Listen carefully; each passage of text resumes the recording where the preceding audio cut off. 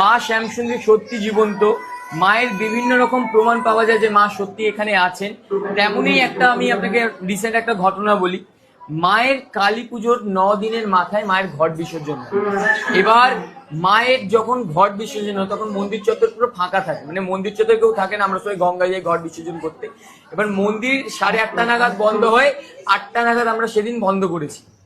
এবার তখনই বন্ধ করার কিছুক্ষণ পরে দুজন স্বামী স্ত্রী আসে মায়ের মন্দির খুঁজতে খুঁজতে। এবার খুঁজতে খুঁজতে ঠিক মায়ের মন্দিরের নিচ দিয়ে ওরা পাশ করে।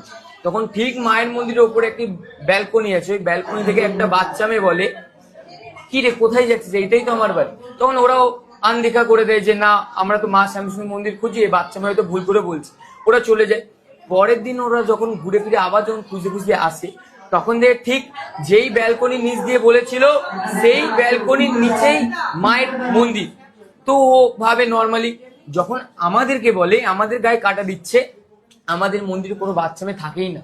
তাই মা নিজের ভক্ত যেহেতু মানে ভুলে যাচ্ছে, পরেশান হচ্ছিল, তাই মা নিজেই স্বয়ং এসে ওকে বুঝিয়ে দেন যে এটাই আমার বাড়ি। তাই মা সত্যি জীবন্ত।